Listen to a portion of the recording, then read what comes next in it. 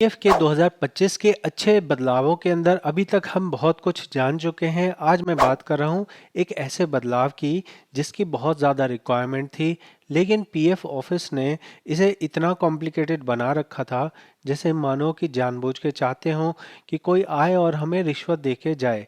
तो हम यहाँ बात कर रहे हैं एक ऐसे बदलाव की जहाँ पे होता ये है कि मान लीजिए मैं किसी कंपनी में नौकरी करने जा रहा हूँ और उस कंपनी ने मेरे आधार की जगह किसी और का आधार मेरे यूएन में लगा दिया, और वो मेरे यूएन के अंदर में जो मेंबर आईडी है उसमें पैसे भी जमा कर रहे हैं। तो पहले 13 अगस्त 2025 से पहले तक पीएफ सिस्टम में ऑनलाइन में कहीं भी ये ऑप्शन नहीं था कि हम किसी आदमी का आधार कार्ड को हटा के नए आदमी का आधार कार्ड लगा दें। ये फंक्शन आज के दिन भी एम्प्लॉय पोर्टल पे नहीं दिया गया है। इसका लॉजिक क्या है? लॉजिक ये है कि आपका पीएफ खाता आपका है, इसका एक सबूत यही है कि उसमें आपका आधार कार्ड लिंक है। आपने जो देखा होगा कि उमंग एप्लीकेशन से आपको आधार वेरीफाई, आधार ऑथेंटिकेट करने के लिए बोला जा रहा है। तो वो आपको इसलिए कहा जा रहा है क्योंकि पीएफ ऑफिस का मानना है कि सबसे ज़्यादा ज़रूरी है आधार कार्ड लिंक होना। अब ऐसे में अगर मान लीजिए पीएफ ऑफिस आपको नहीं जानता, एक यूएन नंबर है उसमें मान लीजिए कुछ भी रुपए हैं, 10,000 हो या 10 लाख हो, वो 10,000 या 10 लाख किसके हैं? ये उसके हैं जिसका आधार कार्ड लिंक है। अब अगर आप कहते हो कि जो आधार कार्ड लिंक है वो गलत है और मैं मेरा ये पैसा है, तो पीएफ ऑफिस कैसे मान ले कि आपका है? जिसका आधार कार्ड लिंक है उसी का माना जाएगा। इस शर्त में पहले ये होता था कि पीएफ ऑफिस में कंपनी वाले लिखित में देते थे, उसके अंदर में कोई ऐसा बहुत ज़्यादा क्लियर रास्ता नहीं था।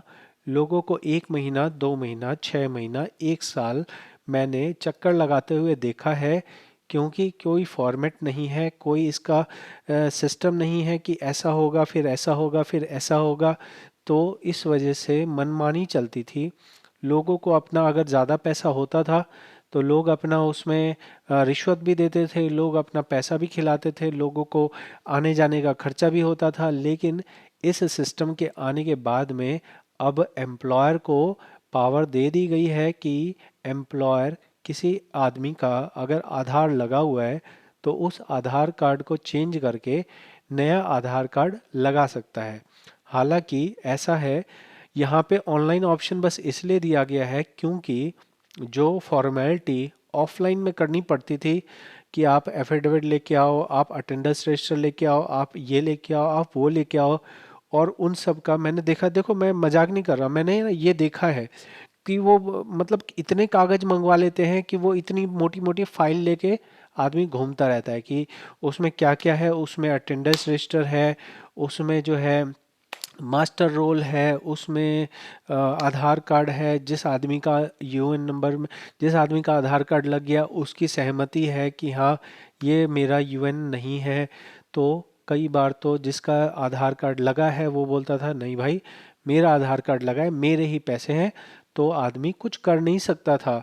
लेकिन अब यही चीज़ को इन्होंने सुधार के तौर पे एम्प्लॉयर के पोर्टल पे ऑप्शन दे दिया गया। साथ में ही यहाँ पे इस तरह का ऑप्शन, इस तरह का जॉइंट डिक्लेरेशन के अंदर में एक नया फॉर्मेट दे दिया गया जहाँ पे पहले ये ऑप्शन नहीं होता था। पहले आप यहाँ आधार वाले ऑप्शन को नहीं देखते थे क्योंकि ये माना जाता था कि जो आधार लगा है वो सही लगा है। अब यहाँ पे इनकरेक्ट डिटेल के अंदर में आप इनकरेक्ट आधार नंबर भी डाल सकते हैं और करेक्ट आधार नंबर भी डाल सकते हैं, जो पहले नहीं होता था। यहाँ इसके साथ में बताया गया है कि अगर आपकी कंपनी बंद हो गई तो आप किन लोगों से साइन करवा सकते हैं अपने इस जॉइंट डिक्लेरेशन में।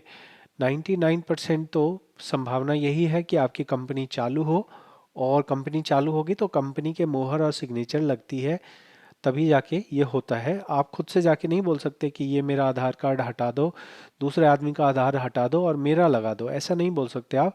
लेकिन अगर आपकी कंपनी चालू नहीं है, बंद हो चुकी है पूरी तरह से, तब आपके लिए काम मुश्किल है। क्यों मुश्किल है? क्योंकि जैसा मैंने बताया कि पीएफ ऑफिस मानता है कि जिसका आधार कार्ड लगा है वही मालिक है। अगर आप कहते हो कि आप मालिक हो तो इस चीज़ को साबित करो। अब साबित करने के लिए कंपनी बंद हो चुकी है, कहाँ से आपको अटेंडेंस शीट देंगे, कहाँ से आपको क्या देंगे। तो इसलिए अगर इस तरह की चीज़ें होती हैं तो ज़्यादातर केस में मैंने देखा है कि आदमी जिसका एक्चुअल में होता है वो नहीं ले पाता है। एक केस तो मैंने ऐसा देखा जहाँ पे जिस आदमी का आधार कार्ड लग गया था उसने बोला हाँ हाँ मैं जो है आपको पैसे दे दूंगा, पैसे निकलवाते हैं।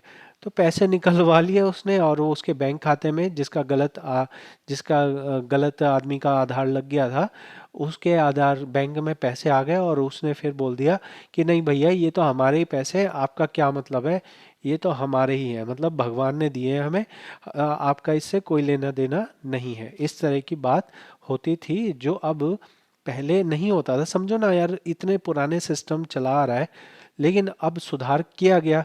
तो इसलिए मैंने कहा कि 2025 के अंदर पूरा डिजिटल ट्रांसफॉर्मेशन। ट्रांसफॉर्मेशन मतलब पहले मान लो मेरा चेहरा ऐसा दिखता था, अब मैं बिल्कुल ऐसा चेहरा करके आ जाऊं कि आप मेरे को पहचान ना पाओ।